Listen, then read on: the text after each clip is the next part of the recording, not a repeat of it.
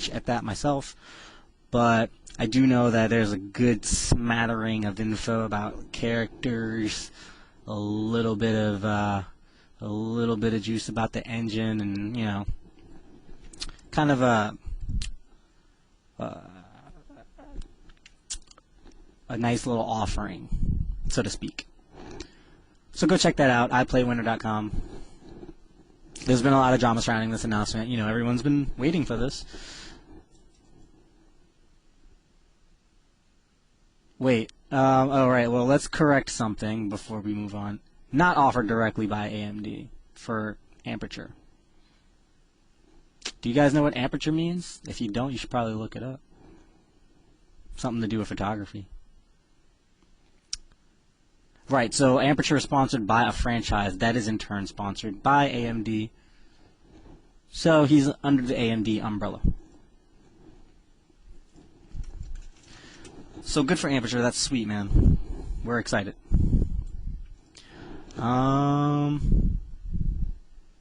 Yeah, and Street Fighter 4, Championship Edition, Turbo, whatever, coming up. Check it out. iplaywinner.com. So, my topic for tonight. Oh, wait. Oh, okay. Another correction.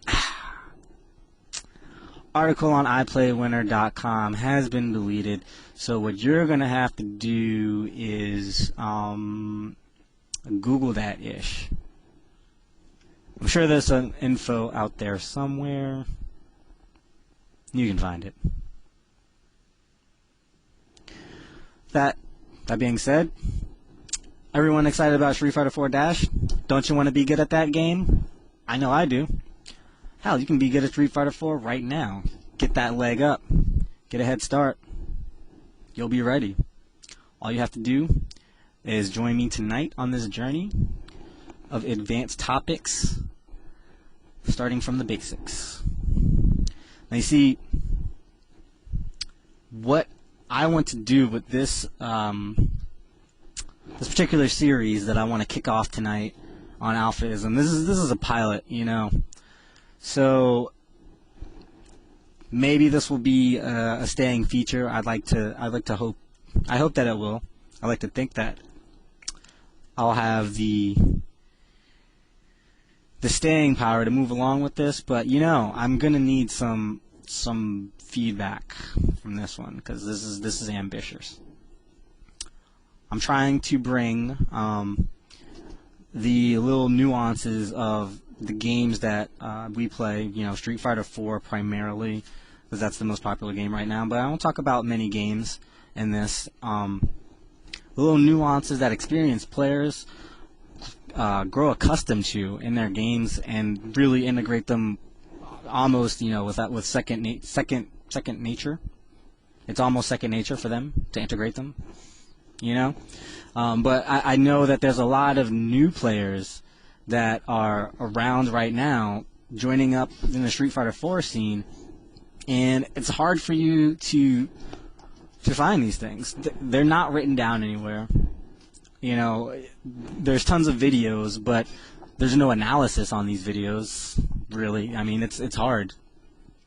But there are things that I would see watching a game, and to a newer player, or to a spectator, or whatever, someone that's not as experienced as I am, they'll see a combo that maybe looks great, maybe looks flashy, and for me, all I see is a mistake for one of any number of reasons. And these are the things that I want to convey to you guys in plain, simple English, so you can take that and improve your game. But before I get into that, I should probably take a step back and tell you why I want to do this. Why do I want to improve your game? I don't really care if you get better. The article on Street Fighter 4-eventhubs.com, somewhere on there. I don't really care if you get better, personally. I mean, it's awesome if you do, and if I can help you, that's great. But I can't. If an individual gets better, not really my immediate concern. But as a whole, I want everyone to get better. You know, let's go back to Evo this year. Grand Finals, y'all were there with me. Edge of our seats. Justin Wong, Daigo, America versus Japan, the fated matchup. And oh my, I really thought that this was the year.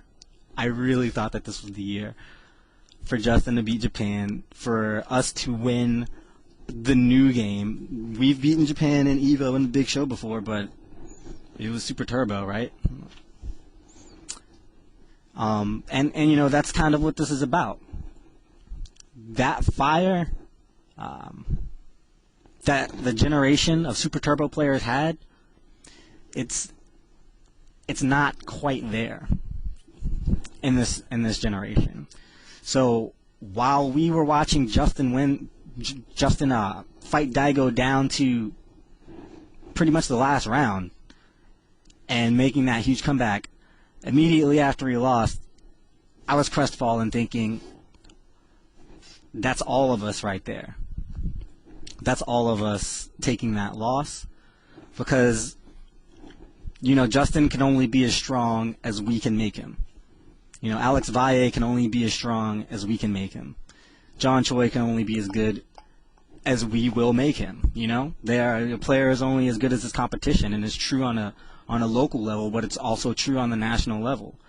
And you know, time after time, we get our guy up there, but it's so clearly a different game that we're seeing up there, from the Japanese guy to the American guy. I'm making sweeping generalizations here. It's not always like this, but you know what I'm talking about if you've been there. So often it's just a different game.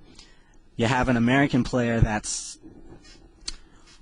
he has to adapt to this Japanese player who's got a game that looks like he's got something totally different going on. But we see that happen sometimes. We see our players like Justin get up there and adapt. But in the end, we haven't been able to do it, and I really feel that that's because the level of play as a whole is not enough to get our top players to match their top players. Our top players can fight their top players. Don't get me wrong. We see that a lot, you know? Like I said, down to the last round. But that's just a testament. I mean, that is primarily very much so a testament to the skill of our you know, our gods of Street Fighter. The Choi, the Rickies, the Shen Changs. Those guys are amazing. And you know, we've got some really great, you know, we've got tons of great players. But there's a clear divide at a certain level where there's you just don't know and you just do know, if I could put it like that. So what I want to do is I want all you guys to know, so I'm going to tell you. It's that simple. If you guys give me a second, I gotta text my brother because he wants to listen to this show. He doesn't even play Street Fighter, but he's interested.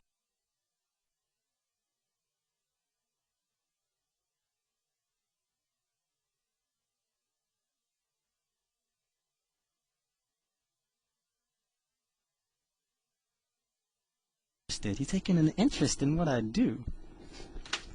Anyway,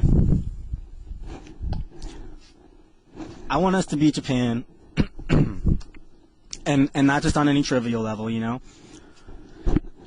And I made the comparison to the older generation. Those guys fought to beat Japan, you know. If you take it back to the roots of Street Fighter, you had the NorCal, SoCal battles and everything like that, the East Coast, West Coast battles. But when Japan came, like, everyone was focused. Like, that's what it was about. And once that threat came up, the common goal, everyone was kind of united under that common goal. and that went on for a while. I came into the scene a little bit after this. And then the age of video came up. You know, YouTube, you got Dailymotion, and Vimeo, everything. YouTube, tons of videos. ZachD.com/preppy, right? All these videos, and the Japanese players became, to the next generation of players, something to emulate. And, you know, not to say that, you know, nobody wanted to beat the Japanese, but I will say that there is a difference, because American players before then had only themselves to go on, you know, had only themselves to train with, had only their own styles to nurture. So now we have this new age of players who could see the best American players, but the best Japanese players as well. So we have this new era where Japanese players can be emulated, you know. That style of gameplay is really good, and it works, but I feel like an element of American gameplay has been lost, and we can get that back. There's a reason why our top players can hang with their top players, even though our level of competition is lower, the amount of games that they play is less, the amount of time that they get to play more players, good players, is less. There's a reason for that, and it's because we're fucking good at these fucking games. We're good, we're smart, and we're clever, and we can adapt. That's what our best players do. They know how to take a game and twist it back into their favor. And that's, you know, hey, I don't know if it's something about the way that we live our lifestyles or anything like that. This is not an America versus Japan diatribe. This is just saying that there is something there that you guys can look at, and you don't have to watch the top level Viper and try to do just what she's doing. You don't have to watch Tetsu or TKD or Onuki and try to do just what they do. Look at what they do, learn it, and you're going to integrate that into a style for yourself. And I'm going to teach you how to do that.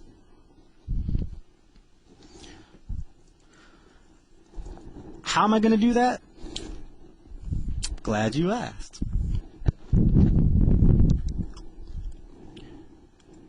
I am looking at the game and pulling out specific topics that really aren't talked about, and I'm going to bring them to the forefront. I'm going to do this over a period of time. I'm probably not going to be able to fit all this stuff in tonight, but what I want to do is give you an overview of the types of things that I'm bringing up. Aperture brings up an interesting point. America is good at esports. Hell yes. So you know what? We're about to take this fighting game shit, and I'm here to do it with you. We're going to lead new generation. And unless nobody is behind me. Because if nobody's behind me on this shit, it's not going to work. I need everybody to help. If you're new, listen to me and ask me questions and ask other people questions and give me feedback on this too.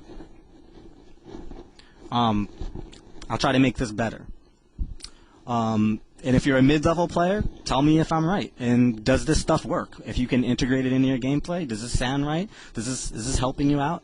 And if you're a top player or a high-level player and you're actually listening, then tell me if I'm wrong. And like, if I'm wrong, tell me straight up, what do you got to add to this? Everybody give me feedback. All right. So I'm gonna talk about things that make the difference, like clutch, for example. We talked about clutch on an older show, actually on a couple older shows. Really good discussions on that. I'm going to revisit that one. That one's not going to come up tonight, though. But when I get some really good guests, though, we'll have a really, really nice discussion on clutch. And also, another topic that I really want to explore is really just the psychology that goes behind reading players, typifying players. This is actually the topic I want to discuss right now. A common complaint that I've heard from newer players, I want to say, is one game is not enough time to read your opponent. Something comparing specifically to championship mode, but I mean, we all know that there's single game tournaments, or one game is when you're at the arcade and you got to win that one game, right? So I'm actually consulting a number of different players for their own opinions on these topics that I'm developing, and I'm going to try to consolidate these things for you. Take the best things and, put them in a digestible format. Now, an interesting point from Al Thor was he believes that it gets easier to read an opponent as the game gets older. I would say it comes from that is an opponent's options are more codified as the game gets older, so there's less things that you actually have to worry about. So you can actually apply this. If the game is new, that means that there's going to be more things that these other guys are doing, but since the game's not old, since these techniques haven't been codified, they're probably doing techniques that aren't necessarily the most damaging, aren't necessarily the best, What you've got to do in a situation like that is find your most damaging, most rewarding option and kind of stick with it.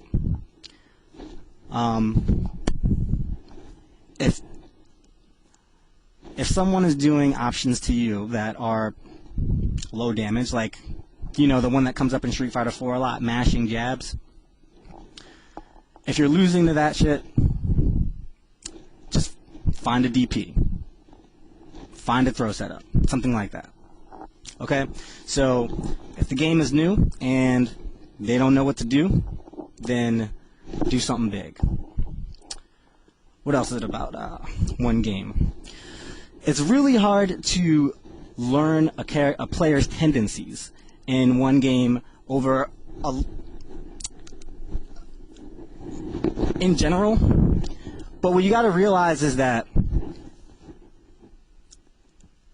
in the beginning of the game, there's 99 seconds on the clock, and you both have 100% life, and you want to use all that.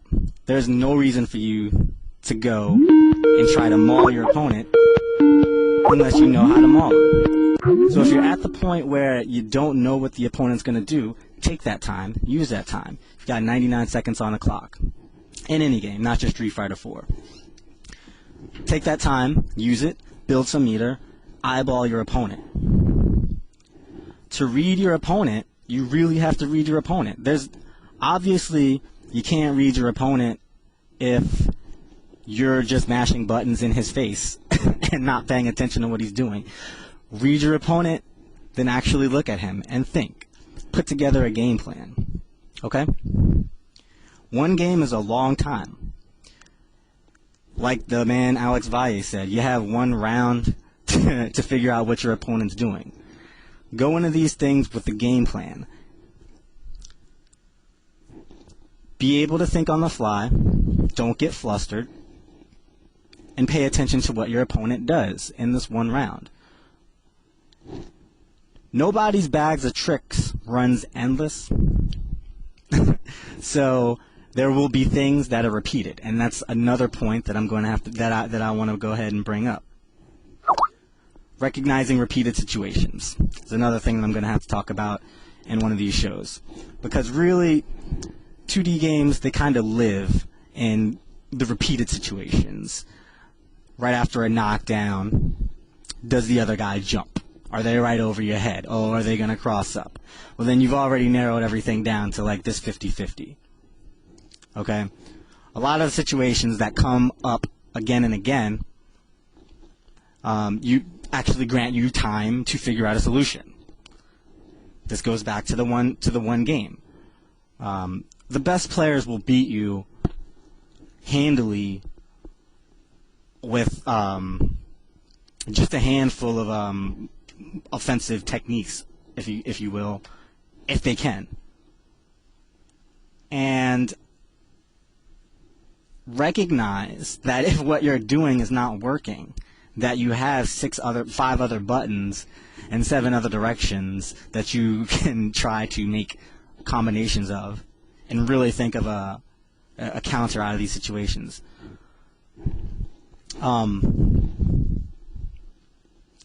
This is my advanced topics, the basics class, Street Fighter 201. So you're going to have to bear with me. I know some of these are very vague, general statements that I'm making. It's hard for me to apply this specifically to any character, but I can. If you have any questions, go ahead and stick it right in the chat room, and I'll try to pay some attention to it. Repeated situations. How do you recognize repeated situations? One of my other topics is patience. You have to realize that you can win the match at any point in the match. Like I said, 99 seconds. In Street Fighter 4, you have all the way down to about 13 seconds. Because if you get down to around 7 seconds, then they might do some bullshit and just do an ultra. You never really know. You get down to about 13 seconds. You have all this time. You don't have to take big risks.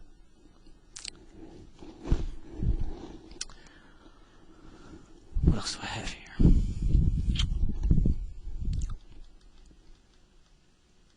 Right, so this is my 201 show, and my topic tonight is centered around my question, how do you read a player in one match? And what I'm doing is I'm going to go ahead and I'm giving you guys a little rundown of what's going to be upcoming in my advanced topics, the basic series, and if you guys like that, then let me know, and I'll keep it running, and if not, then it's fucking dead in the water tonight. So yeah, through the topic of reading another player in one game, I'm telling you guys about some things that I'm probably going to try to revisit in later shows. So bear with me if it seems like I'm just touching on these things, because I am, and they'll probably come up again later. So being patient, recognizing repeated situations, and after you're patient, and you recognize a repeated situation, and you finally find your way out of it. This is one of the most important things I can tell any player of any fighting game at all. And if you don't do this, you'll lose a lot. And if you do this, your win rate will improve dramatically overnight. Max damage punishers. Okay? Anytime that you get a free opportunity, you need to take all the damage that you can for that. Or, if we go back to my algorithm for fighting, then you might want to sacrifice a little bit of damage for Oki, or meter or something like that, but you probably are going to want to get that damage.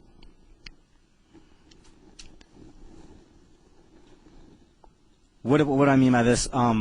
A lot of times you'll see someone block a Dragon Punch, for instance. This is a classic situation. Dragon Punch maybe whiffs or Dragon Punch is blocked. And what does a new player always do in this situation? Say it with me now. Sweep. What's the other one? Throw. That's what they do. Sweep, throw. Or one of the two. Don't get away from this. Do a combo. And you know what combo you want to do? The biggest combo that you can. The best combo that you can. Combos are an important part of the game. They're really the first thing that you need to learn to win with a character. But I know that there's a lot of you guys out there that can do combos, but don't know how to put that together. So if Ryu's coming down from a Dragon Punch and you got time, hit that nigga with your crouch fierce or your close fierce or your ultra or whatever. Pay attention to this. Pay attention to the meters. And something and compensation is the word that I made up, right? How sick is that? I'm making up Street Fighter terminology. Compensation is when you have to maneuver yourself to take advantage of that max damage punisher, but you can. Right. What I'm hearing is you can't always react quickly enough to do a big combo. Yes, you can. Pay attention, and you will get it. Watch top players play. That is the difference. You see this back and forth, this flow, and you see light hits exchanged, and then when one person makes a mistake, it's curtains. You see something big, 90% of the time. You gotta pay attention. This is not beyond you. It's not. I know that it's not beyond you. It seems like it, right? Just look at the game. Pay attention to what the characters are doing. Block stun is block stun. Your character's hands are up. The animation changes when they're out of block stun. You know, little things like that. Pay attention to what's going on. The game is not moving too fast for you. I know you can do it. Compensation. Okay? Let's say Ryu whiffs a fierce dragon punch from full screen away, right? What can you do? You may not have, like say an Ultra that travels full screen or something like that, but you know, maybe you're close enough to dash twice. But you have to be paying attention to see Ryu. And maybe you might have to throw in those couple of dashes while Ryu's on his way up. But you have nothing to fear because Ryu's doing a dragon punch. You have all the fucking time in the world. Sometimes you have to be active and do a little bit more to get the damage that you're due. But what this is about is paying attention and recognizing the damage that you're due, because that's how you win games. If you can land that Ultra, if you get an opportunity to land an Ultra and you don't take it, you're so Pringles. You're so fucking Pringles.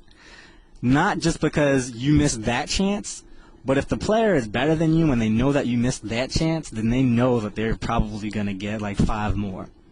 Alright? So you're Pringles. Don't let dudes pop on you. Use those max damage punishes. That's why you be patient. Alright? So you don't have to read somebody in one round. You know what I'm saying? You don't have to read the whole damn novel. You only have to get like one good paragraph ahead. You only really, if you play a character like El Fuerte, you only really need to get a couple of sentences ahead, and then just hit them with a fierce, and you're cool. You know, you don't need the whole book. Where else am I? Whiff punishing. That one's hard. I can admit that whiff punishing is, that one takes just a good amount of experience, because what that's centered around is footsies and knowing the ranges of not just your character but your opponent's characters. Yeah, let's hold off on whiff punishing right now. But yeah, guys, right. You feel me? Don't play lazy. I be playing lazy all the time. Real talk. I play lazy all day, right? But I play El Fuerte, so I can do that, right? Cause then I get down like 30% life, and then I just do some random shit and land a fierce punch, and then I can win, right? But I can do that. Don't do that. You can only do that when you're going to win. See, when I'm playing against a top player, I kick it into high gear. That's why that's just why when you watch the consummate example, the Justin versus Sanford Marvel vs. 2 series, you watch these guys play, it just looks like Marvel on a different planet. You know what I'm saying? It's just out of this world. Good players will fire each other up. They'll make each other play better. I'm getting instant messages right now about upcoming AlphaISM that I haven't planned yet. Just a second.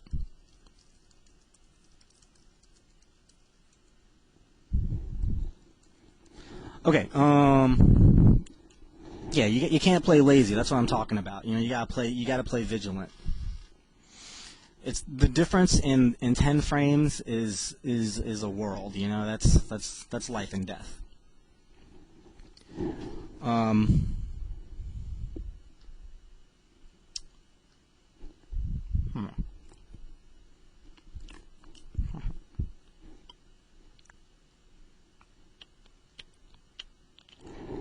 Right, go into these games with a game plan. You know what I'm saying? Reading your opponent is a two-way street. So, if you have a good plan with a couple of branching options, then you make the work that much easier for yourself, right?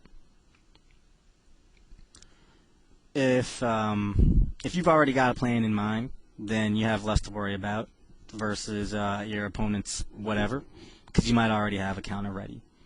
Gives you more time to think about something on the fly, and you can figure out a counter with less expended energy. Compare this to, like, say, I don't really want to say this because somebody's going to try to call me out on it, but I'm going to say it. Don't take this the wrong way. But Japanese players are, to an extent, homogeneous because they're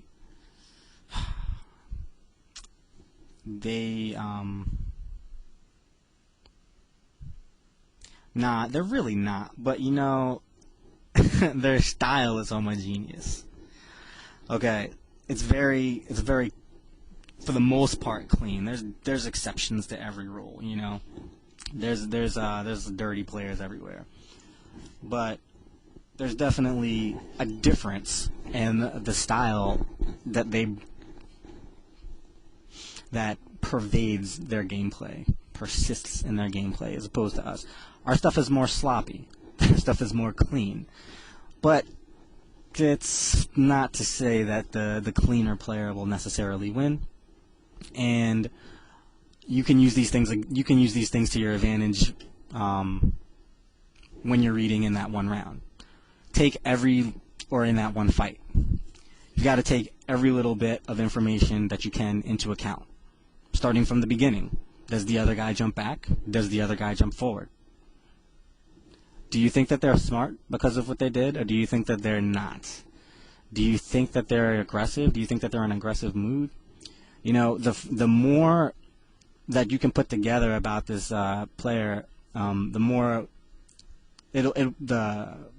the more equipped you will be in a clutch situation later in the fight. Because sometimes it just comes down to, sometimes you can break it down to, are they going to do this or that? And all of these other things will come in handy. That's really the goal behind 2D games a lot. Put yourself in a 50-50 situation and then go all in on the one that you can kind of push a little bit in your favor. So pay attention to every little thing. Build an image of your opponent. Build an image of your opponent and compare him to another one. You know, a lot of it comes down to, are they doing things that are good, or are they doing things that are bad? If they're doing things that are bad, then sometimes you have to do something that's not that good to beat them, but it doesn't matter. If you beat it, then you beat it. But what it comes down to is, what it comes down to with respect to that is it going to be a high-level game, or is it not? And that's another one that I hear a lot. This is a complaint in Street Fighter 4, very much related. You can't play top players the same way that you can play scrubs. That's true to an extent, but everyone that says it is wrong. Or most of the people that say it are wrong. Because higher level players don't have a problem beating lower level players anyway, and they can usually employ whatever they want. It's a matter of creating opportunities for yourself to use it. I mean, the game translates to high level pretty well. I still think it's new, and people are just having trouble with that. So yeah, let's take it to Street Fighter 4 now while I can. What other types of things can you use to read your opponent in one round? Specific situations after a knockdown. This is a really good one because it's very, very, very telling of how a character is going to play in general. You can will a guy wake up with a dragon punch? If he does, then you know he's made a statement. He's willing to do it. After the first knockdown, he wakes up with a dragon punch. You know what I'm saying? Take that into account. So maybe the next time you want to bait out the dragon punch. Next time, or conversely, first time you knock him down, he blocks on the wake up. Now you have to think. That's where advanced game begins. That's the kind of thing that I'm talking about. If they block on this one, what are they going to do on the next one? They haven't told you a lot. You know, if you want to take it from there, then you're going to have to be aggressive. You're going to have to take the risk. But you want to use this whole round to effectively, safely as possibly, and risk as little as possible to build an image of your opponent. Try to do that in the whole round if you can. You can lose the first round, or you can maybe you'll luck out and you'll get a clear picture towards the end of the fight. If they're better than you, maybe you're just getting mauled. Maybe it'll all click at 20%, and you land one combo, and then you land one mix-up in the ultra, and you're good. But you're not going to read your opponent unless you actually read them, you know. So you got to pay attention. Oh my God! Don't just mash throw, and don't just mash dab. Oh my God! This is so important. Bad habits, man. Just stop doing them. Don't. Please, God, don't. Just, if someone tells you that mashing this jab or mashing this throw is not good, don't keep doing it. They're probably trying to help you. This is a situation that's really easy to abuse for a good player, especially the more that you stick to the situation like this, that you stick to whatever this thing is. You know, sometimes it might work out positively for you. Maybe you'll land a couple of those throws. But then you see the guy teching 4 of them, and then they just uppercut you the next time. Stop doing it. You have to break bad habits, and it's as easy as not doing it. It's mental. You got to stop doing it. You won't win if you don't. Okay? You stop those bad habits, then you can be patient. Then you will grant yourself the time that you can to win that one fight, win that one round.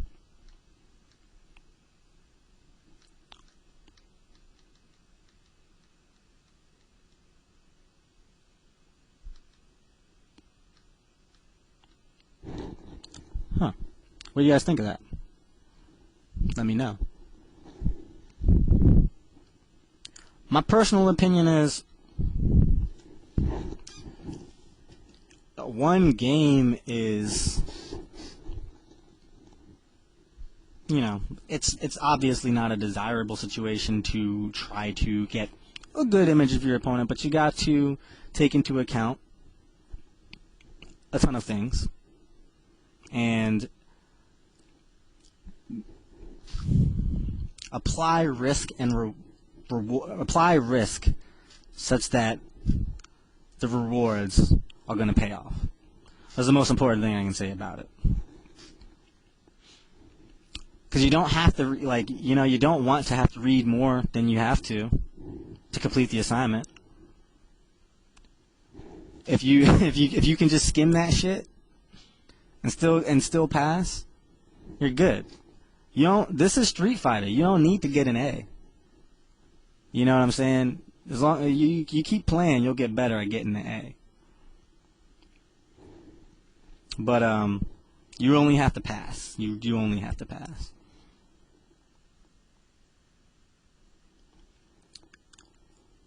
Huh. So yeah. I guess that's what I'm going to say about the whole one round thing for tonight. I'll probably get some really nice guests on in the upcoming weeks to revisit this topic as well as some of the other things. I'll finish with just a few things that I want to say, particularly about Street Fighter 4.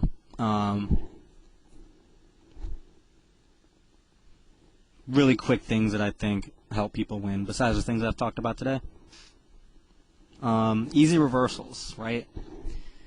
This is the bane of many players, right? We hate them.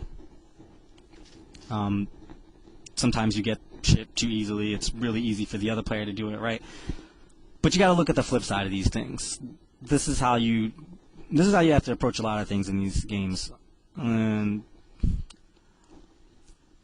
instead of looking at just what's going into it, instead of looking at it from just one perspective, look at it from the complete opposite, okay? This is hard to explain, but what I mean here is if the other guy has easy reversals, then that means that they've committed to reversals, right? Because what this really means is they have more time, more frames to input their motion for the reversal, right? So that means you can make him commit to his motion earlier, and guarantee, and then you can look for a reversal and punish the reversal, right? You know, a common technique is to jab over an opponent's body, or do something freaky, kind of make them twitch out an uppercut. So now you can take that and push it back a little bit further, and recover in a lot of time, look for a reversal, and you know that they had this big window to do the reversal, right? And they probably did it just then. If they didn't, the reversal doesn't come out, then you go ahead and take your momentum back. That's one you've got to use in your games, Wake up Dragon Punch and don't be afraid of it. Why don't you just block?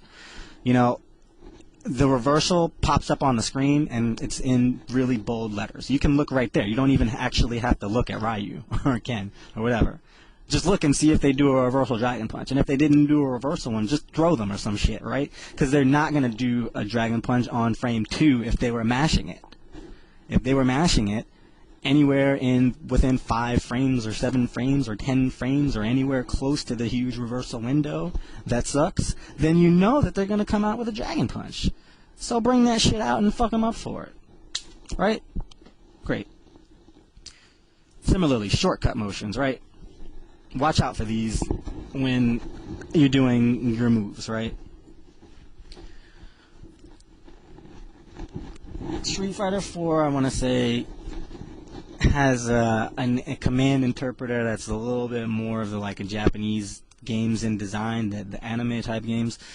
So precise movements are your friends. Liberal use of neutral and ensuring that you end the motion on the direction that it's supposed to will usually grant you precision. Okay. Like we said, Dragon Punches can be done with wiggling just down and forward and down, back and down, and you just wiggle it and press the button. But as long as you end on 3, on down forward, it's going to come out. Similarly with your Ultra, as long as you end on 6 after a whole lot of wiggling, it's end on 6 forward. If it's double fireball, you will get your fireball. And you can do easier anti-cross-up maneuvers. Dragon Punch backwards, 3, 2, 1. Down, forward, down, down, back. It's easy, right? Use it to your advantage. And the last thing is the whole problems with pecking throws.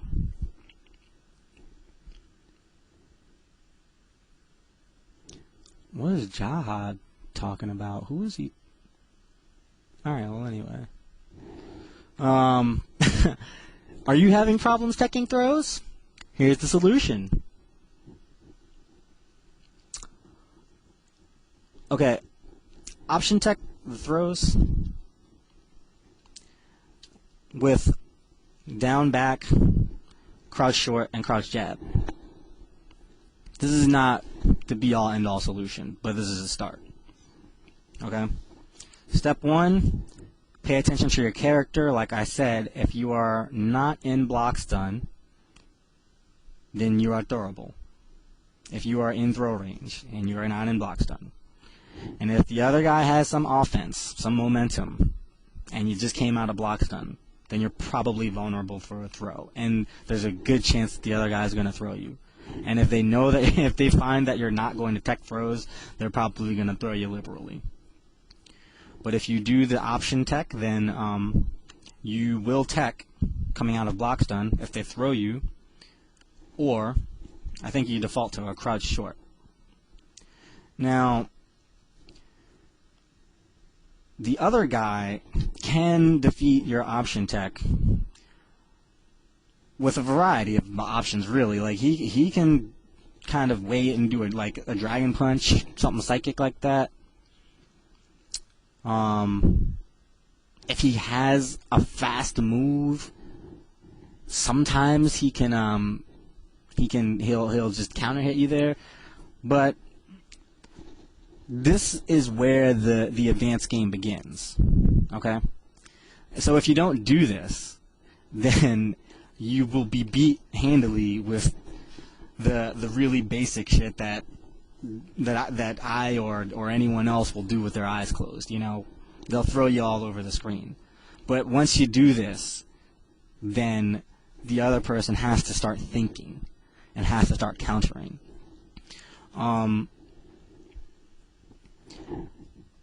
You know, if you option tech and they, like I said, if they throw you, then you will tech the throw. If they don't throw you, then you'll crouch short them. This is obviously not going to work really well against a command grab character. You want to just get the fuck out of there.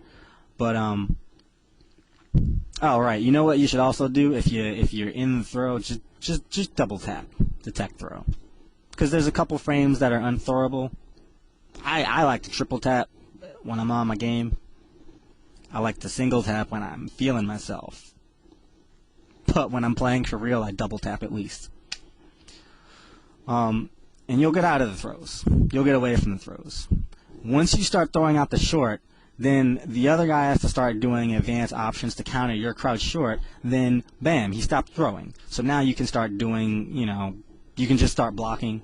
You know, you can backdash away. You can backdash away from the throw too if you want, but you know, the option select is the basis. I can't tell you every little thing. You know about the jumps and the backdashes. So yeah, those are my things for tonight. Other topics to be discussed in upcoming AlphaISMs. Perhaps we'll get into option selects. A little bit of talk about option selects. Well, like I said, we'll visit with punishing. Get into some character specifics on all these things if you guys have any particular requests. Talk about X copying, you know, and top tiers. Should you use them? Shouldn't you? How you pick a character? That kind of thing. We'll talk about it. You know, another thing I like to talk about: how to maximize your knowledge gain, the information that you take away from watching these videos that I know you guys watching thousands of YouTube videos. I want to help develop your critical eye on that, you know, and help you really take away what you can take away, and don't forget what's not there. What else? Gonna start typifying, talk about typifying players and psychology, like I said. I'm gonna try to get Bucktooth on here for that one, and I know that one's gonna be sweet if I can. So you're gonna want to jump in on that, right? And I'm gonna try to get Viscant back up in here for Clutch, and try to have some really cool conversation about that, and maybe go a little bit further and talk about if you can develop that one. Some shit like that, you know. It'll be pretty cool. And, you know, I'll talk about the scene in general. Try to bring that up almost every show. I mean, obviously the show is a little bit about that and centered around it. Important thing for y'all to remember: ask questions. but be prepared for really terse or sometimes worse answers. You know, I mean, what do you expect from people that play games where they beat people up? You know, and in the same sense, be prepared to try these things out yourself, because that's probably half of the reason why anyone will give you an insulting answer. Just go into training mode and try it. And if you don't have training mode, you better not tell us that you don't have training mode after you've been asking us a simple question for 10 minutes, because we don't like that. Right. So anyway, tune in for future AlphaISMs on this topic if you want. Let me know if you like it, and I'll continue. If you have any ideas or anything, or if you have any questions, anything that I can explore, then let me know. I have a lot of experience in these games, and I won't just be drawing upon myself. I will be asking other players, really good players better than myself, for sure. So don't worry about that. It's not just me. I'm experienced, but I suck. And my next AlphaISM is going to be tight, because it's going to be about Seasons Beatings 4, and I'm going to have Fuji and Galleon on here. And we're going to talk about, Seasons Beatings, why you need to go to this tournament. Y'all know I don't really be endorsing tournaments before they happen too much. But Seasons Beatings, that one holds a special place right here, So come out there to Cleveland and check me out, come out to Columbus. Drive through Cleveland if you're from the East Coast, and then come to Columbus. Hit me up, because I'll be there. And Fuji and Galleon, who will be with me this weekend, probably Sunday, maybe Saturday. I don't really know just yet. We'll get that one ironed out. We're going to talk about history of Seasons Beatings, how this tournament grew from a small local gathering to the phenomenon that brought out Daigo the Beast to the Middle America. What? How often does this happen? We get a top Japanese player out further than the West Coast? Oh, not a lot. I don't think we, unless they're out here for school. The last time I remember that was Eno, which was back in 2003. I don't even know. So listen in to my upcoming show, and we're going to talk about that, generate some hype for SP4, and I hope to see you all there. And I hope to see you all back here as well. Thanks for joining me tonight. I made it pretty brief, We're going to get it down, paired to a format. This has been AlphaISM Radio, the advanced topics, the basics, 2D 101 pilot show. First in a series, hopefully. Let me know. Good night, everybody.